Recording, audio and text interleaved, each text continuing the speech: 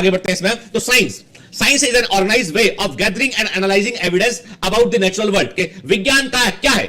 जो प्राकृतिक संसार है उसके बारे में जो भी जानकारियां हैं उनको जुटाना और उनके प्रमाण इकट्ठे करना। मतलब विज्ञान का संबंध किस चीज से बेटा? साइंस का संबंध सबसे अधिक होता है वो है प्रमाण से, और प्रमाण का एनालिसिस करना। ठीक है, मतलब जैसे मैंने कहा ना, विज्ञान में हमेशा एक सिस्टम होता है, एक पद्धति होती है। ठीक है, एक ऑर्गेनाइज्ड वे होती है। ऑर्गेनाइज्ड वे का मतलब हम एक सिस्टमेटिक वे में बात कर रहे हैं। चाहे आप क्लासिफिकेशन की बात कर लीजिए, चाहे आप सेल को समझने की बात कर लीजिए, चाहे डीएनए को समझने की बात कर लीजिए, आपको एक सिस्टम को फॉलो करना पड़ेगा। ठीक है, तो कहने का मतलब यह कि विज्ञान में एक ऑर्गेनाइज्ड वे इन्वॉल्व है, एक सिस्टम इन्वॉल्व है। इसमें हम प्रमाणों को जुटाते हैं, उनका हम आकलन करते हैं, एनालाइजिंग आकलन करते हैं प्राकृतिक संसार की चीजों को समझने के लिए। चाहे ग्रेविटेशन की बात करें हम, चाहे एस्केप वेलोसिटी की बात करें हम, चाहे हम प्रोजेक्टाइल मोशन की बात करें हम, चाहे हम फोटोसिंथेसिस की बात करें हम, आपको प्रमाण जुटाने होंगे, आपको डेटा इकट्ठा करना पड़ेगा, एक सिस्टमेटिक वे में काम करना पड़ेगा, तो ही आप वैज्ञानिक अध्ययन कर रहे होते हैं। Science is always changing. विज्ञान हमेशा बदलता रहता है, नई जानकारियां आती हैं। कई बार पुरानी जानकारियां जिनको हम मान रहे होते हैं, उन जानकारियों को नई जानकारियां झुठला देती हैं। ठीक है, साइंस इज ऑलवेज चेंजिंग। जैसे जैसे सूचना बढ़ेगी, हम सूचनाओं की गहराई में जाएंगे तो हमें और बेहतर राज मालूम चलेंगे।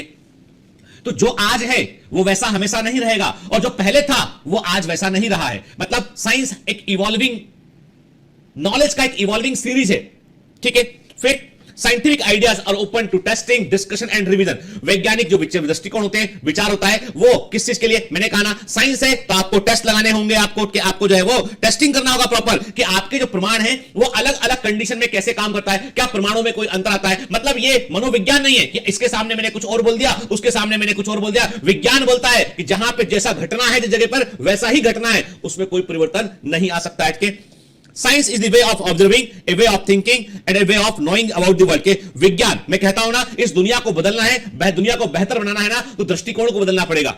और दृष्टिकोण होना चाहिए वैज्ञानिक। यानी हम पुरानी ऐसी प्रथाएं जो हमारे समाज को खोखला करती हैं, पुरानी ऐसी प्रथाएं जो हमारे को आपस में लड़ाती हैं, यदि उनको हम वैज्ञानिक दृष्टिकोण से देखें तो हमें लगेगा कि कुछ ठीक था, लेकिन हमने उसको एक्सप्लेन गलत तरीके से किया, इसलिए आज हम बगैर समझे लड़ रहे होते हैं, बगैर समझे हम क्रिटिसाइज कर रहे होते हैं। तो विज्ञान एक दृष्टिकोण होता है बेटा। के मैं कह रहा हूं आपसे कि जब आप जो है बायोमेंटस का कोर्स खत्म होने को होगा तो आप पाएंगे कि आपके दृष्टिकोण नजरिए में भी फर्क आया है, क्योंकि आप विज्ञान को अच्छे से समझने लगे। देखो, नीट का एग्जाम तो निकलेगा ही निकलेगा, इसमें कोई दो राय नहीं। आप मेरे साथ चलेंगे, मेहनत करेंगे तो नीट का एग्जाम निकलेगा ही निकलेगा, इसमें कोई दो राय नहीं है। लेकिन नीट निकालने के साथ में एक बेहतर इंसान भी बनेंगे, आपका दृष्टिकोण जो है वो इवॉल्व होगा। ये एक साइड इफेक्ट है बायोमेंटस का। बायोमेंटस का एक जो है उत्पाद, सह प्रोडक्ट बोल सकते हैं, बाई प्रोडक्ट बोल सकते हैं, वो है एक बेहतर इंसान की प्राप्ति।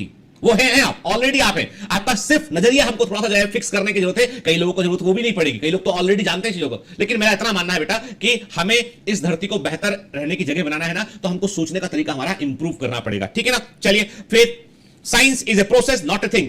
विज्ञान एक प्रक्रिया है, कोई चीज नहीं है। The word science also refer to the body of knowledge that scientific studies have gathered over time. के जब हम विज्ञान वर्ड यूज करते हैं तो इसका मतलब है ये वास्तव में जो भी हमारे पास ज्ञान है, उस ज्ञान का एक ऐसा संकलन है, एक ऐसा स्ट्रक्चर है जिसको हमने साइंटिफिक तरीके से इकट्ठा किया है और उसको हमने जो है वो संजोया हुआ है। मतलब जो चीजें हमने समझी है, हम पढ़ते क्यों हैं? आप में से कई लोग लगता होगा सर पढ़ाई क्यों होती बनाई, किसने बनाई होगी पढ़ाई? जब बचपन में छोटे थे तो बोला करते थे कि कौन था जिसने खोजा है पढ़ाई को? क्योंकि देखो बेटा, पढ़ते क्या है, हम पढ़ते हैं मैथ्स पढ़ते हैं, हम साइंस पढ़ते हैं। मतलब जो वैज्ञानिक खोज गए हैं, जो वैज्ञानिको ने जो खोज लिया है, जो पता चल गया है, उन सबको किताबों में लिख दिया हमने और आपसे कहा है कि तुम मत धरती पर घूम के देखना कि धरती गोल है कि नहीं है। तुमको बता दिया हमने कि अर्थ गोल है, हमने तुमको बता दिया है कि इतने प्लेनेट हैं, हमने तुमको बता दिया है कि सौरमंडल ऐसा है। पढ़ लो और याद रखो।